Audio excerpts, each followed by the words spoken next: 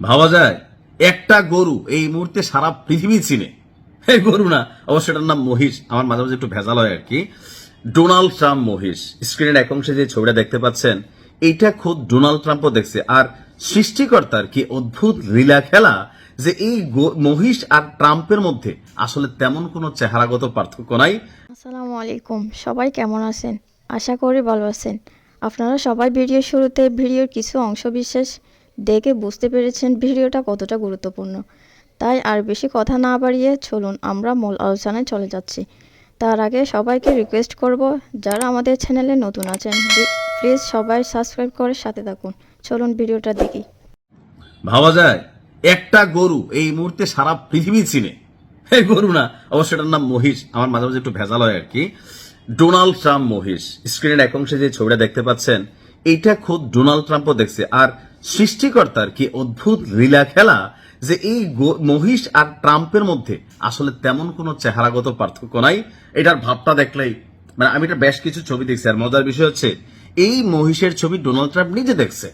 আবার এই মহিষের ছবি নিয়ে ইন্টারন্যাশনাল মিডিয়া, রয়টার্স, অস্ট্রেলিয়ার যে মিডিয়া, জার্মানির যে, অর্থাৎ সারা পৃথিবীর যত মিডিয়া আছে, বাংলাদেশ কিনা যদি একটা নিউজ কভার করে, সেটা হচ্ছে রাবেয়া অ্যাগ্রো ফার্মে থাকা সেই ঐতিহাসিক ডোনাল্ড ট্রাম্প মহিষ। আবার যারা এই মহিষের কি বলা হয় যে লালন পালন কর্তা, তারাও এটার চুলের গেট আপ স্টাইল, এটার আবার একটু এমন ভাবে মডিফাই করছে চোখের স্টাইল, যেটা পুরোটা দেখতে সামহাও মনে হয় যে ডোনাল্ড ট্রাম্পের যদি কোনো প্রাণী ভার্সন থাকতো, এটা হচ্ছে এই মহিষটা। তবে পার্থক্য হচ্ছে মহিষটা বড় নিরীহ প্রাণী হলেও ডোনাল্ড ট্রাম্প বড় ভয়ঙ্কর প্রাণী। আমার মনে হচ্ছে জন্তু হিসাবে মহিষের সাথে তার তুলনাটা যায় নাই। অন্য কোনো যদি থাকতো সেটা যাইতো।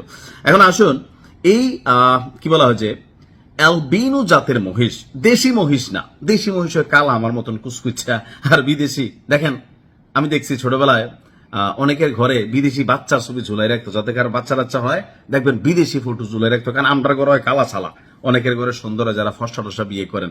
তো আমাদের দেশি মহিষ কি কালো, এটা ট্রাম্পের সাথে যায় না, যার কারণে এটা বিদেশি জাতের একটা মহিষ, যারটার নাম হচ্ছে অ্যালবিনো।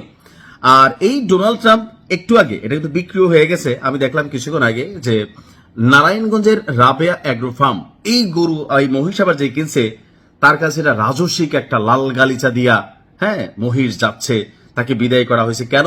এটা ইন্টারন্যাশনালি সারা পৃথিবী জুড়ে এই মুহূর্তে এটা ভাইরাল যে একটা মহিষের চেহারা ট্রাম্পের সাথে। এটা নিয়ে আবার রাশিয়াতে একটা মনে করলেন মন্তব্য আসছে, ইরান আবার একটা মন্তব্য করছে, এই বাংলাদেশের ছবি পোস্ট করা, অর্থাৎ বিশ্বজুড়ে হইচই ফেলা দিছে। এই মহিষের একটা ছবি আছে এরকম।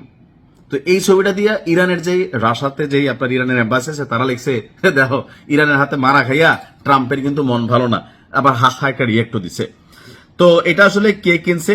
বিশালাকার এই মহিষটিকে আমি যতদূর দেখলাম যে খামারের মালিকরা, তারা আবার এখানে নাম ওইভাবে পরিচয় প্রকাশ করে নাই। তো ক্রেতা হিসেবে যিনি আছেন তিনিও শৌখিন মানুষ, তার নাম যতটুকু আসছে সামির। তো তিনি বলছেন যে মানে এই মহিষটাকে দেখা মাত্রই তিনি পছন্দ করেছেন, পরে হঠাৎ করে আপনার এটা ভাইরাল হয়ে গেছে। অর্থাৎ এই মহিষটা তিনি আগেই পছন্দ করে রাখছিলেন। এখন সোশ্যাল মিডিয়ার যুগ, কেউ একজন পোস্ট করছে একটু ভিডিও করে, আর ট্রাম্প বিশ্বজুড়ে আলোচিত একটা ক্যারেক্টার, সো সেই ক্ষেত্রে এটা মুহূর্তের মধ্যে ভাইরাল হয়ে গেছে। এখন মহিষটার ওজন কিন্তু কম না, এটার ওজন হচ্ছে 700 কেজি। আর এই মহিষটি কুরবানির হাটে তোলার আগে লাইভ ওয়েটে প্রতি কেজি 550 টাকা দরে, অর্থাৎ কুরবানির আগে মানে ভাইরালের আগেই এটা যে সামির ক্রেতা, তিনি 550 টাকা করে কেজি, অর্থাৎ 3,85,000 টাকায় এটা কিনেছেন রাজধানীর জিনজিরা এলাকার বাসিন্দা সামির। তো এটা নিয়ে তিনি খুবই এই মুহূর্তে মানে তিনিও প্রাউড ফিল করতেছেন যে তার মহিষটা বিশ্বজুড়ে ভাইরাল। তবে তার কাছে যাওয়ার পরে যেই লাল গালিচা কাপড় টাপড় রাজস্বিক পোশাক পরে বিদায় করা হয়েছে, আমার ধারণা যে আজকের দিনে এটা সারা বাংলাদেশের যারা কন্টেন্ট ক্রিয়েটর আছে তারাও এটা নিয়ে কথা বলবে, টেলিভিশন সেন্টারগুলো এটা নিয়ে কথা বলবে। যাই হোক, আমার কাছে মনে হয়েছে যে এই ভিডিওটা হয়তো একটা কেমন টাইপের ভিডিও, আচ্ছা কমেন্টে লিখেন। ভালো থাকুন, আসসালামু আলাইকুম। সালাম আলাইকুম। বাংলা একটা কথা আছে, রাখে আল্লাহ মারে কে। কেন কথাটা বললাম? রাষ্ট্রপতি যিনি একবার বলছিলেন, একটা বক্তব্য চলছিল আওয়ামী লীগ সরকারের সময়, তিনি রাষ্ট্রপতি হবার পরে, তো বক্তব্যের মাঝখানে ঝড় তুফানের মতন একটা পরিস্থিতি তৈরি হয়েছিল। তো তখন একজন আর্মি অফিসার কানে কানে এসে বলতেছিল যে স্যার তুফান আসতেছে, কারণ আমি তো নিজে সাইক্লোন টর্নেডো। তবে তিনি যে কিছুটা সাইক্লোন টর্নেডো, এটা প্রমাণিত হয়ে গেছে। কারণ ডক্টর ইউনূস সরকারের সময় তার যে রাষ্ট্রপতির মতন একটা গুরুত্বপূর্ণ পদে থাকা, পাশাপাশি সুযোগ সুবিধা পাওয়া এবং কোনো ধরনের ঝামেলা ঝক্কির মধ্যে পড়েন নাই। অনেক চেষ্টা করা হয়েছে, বাট তিনি আসলে পড়েন নাই। তো সেই জায়গা থেকে আনটিল রাইট নাও তিনি যে একটা জায়গার মধ্যে সরকার তৈরি হওয়ার পরেও আপনার রাষ্ট্রপতি পদে আছেন, পুরোটাই চান কপাল। তবে সময়টা খারাপ যাচ্ছে। ওনার সাথে কি ঘটছে অনেকে চিন্তা করতেছেন যে বিএনপি সরকার কি কোনো আবার মামলা টামলা দিল কিনা। না, বিষয়টা এরকম না। আমাদের রাষ্ট্রপতি শাহাবুদ্দিন চুপ্পুর হার্টে ব্লক শনাক্ত হয়েছে, অলরেডি রিং বসানো হয়েছে। আর আমরা জানি যাদের হার্টে একবার রিং বসানোর প্রক্রিয়া শুরু হয় তাদের দিনগুলো খুব খারাপ যায়। অনেক স্বাভাবিক যে নিয়ম কানুন বা স্বাভাবিক জীবনযাপন এটা কিন্তু আর সম্ভব হয় না। আবার এটা বয়স ভেদেও আপনার বিষয়টাকে শারীরিক সুস্থতা অসুস্থতার ইস্যুটা ডিপেন্ডেবল হয়ে যায়। তো রাষ্ট্রপতির যে বয়স আমার ধারণা 70 প্লাস মাইনাস এই ব্যক্তির বয়স, সো তার জন্য এটা এই মুহূর্তে খুবই গুরুতর একটা ইস্যু। যুক্তরাজ্যে নিয়মিত স্বাস্থ্য পরীক্ষা চলাকালে রাষ্ট্রপতি শাহাবুদ্দিনের হৃদযন্ত্রে একটি গুরুত্বপূর্ণ ব্লক শনাক্ত হয়েছিল।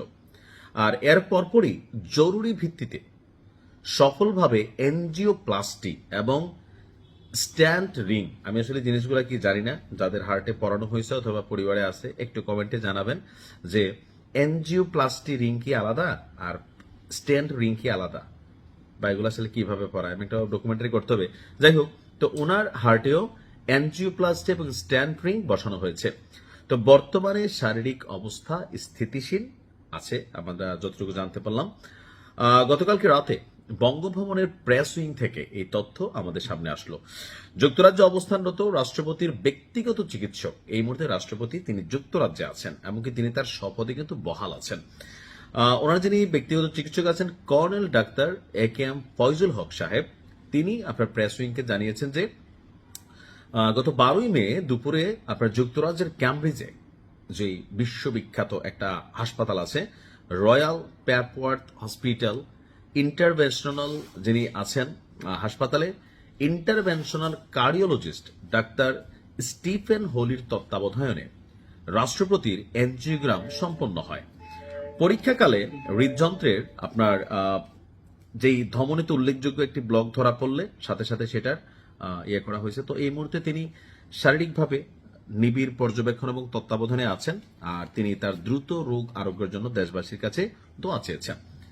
এখন হয় কি যে ধরেন বড় ধরনের কোনো ঝামেলা থাকলে এটা আসলে এতটা সামনে আসে না, তা এটা একটু লুকোচুরিত থাকেই। তবে অনেকে বলেন যে যুক্তরাজ্যে যাওয়ার পর রাষ্ট্রপতি আর দেশে ফিরবেন না, ওনাকে আসলে একটা গ্রিন পাস দেওয়া হয়েছে। আবার কেউ কেউ বলছেন যে না, তিনি বাংলাদেশে আসবেন, তার বিরুদ্ধে তো স্পেসিফিক কোনো মামলা হয় নাই। আবার অনেকে ভয় পাচ্ছেন যে তাকে রাষ্ট্রপতি পদ থেকে সরানোর পরপরই বা নতুন রাষ্ট্রপতি নিয়োগের পরপরই তিনি আবার কোনো বিপদে পড়েন কিনা, তার বিরুদ্ধে কোনো মামলা টামলা হয় কিনা, এই চিন্তা করে তিনি হয়তো আগে চলে গেছেন। বাট আমার পারসেপশন এটা 50-50, তিনি দেশে আসতেও পারেন, নাও আসতে পারেন। আর তার আশা না আসায় আসলে রাষ্ট্রের জন্য এই মুহূর্তে বা বিএনপির জন্য তেমন গুরুত্বপূর্ণ কিছু না, বাট রাষ্ট্রপতির হাতে যেহেতু রাষ্ট্রের খুবই গুরুত্বপূর্ণ কিছু অপশন কানেক্টেড, সো তিনি দেশে আসবেন, ক্ষমতা হস্তান্তর বা যে প্রক্রিয়াগুলো আছে সেগুলোকে সম্পন্ন করবেন, তারপর হয়তো আবার তিনি বিদেশ যাবেন। যাই হোক, ভালো থাকেন, আজকের মতো বিদায় নিচ্ছি। আসসালামু আলাইকুম।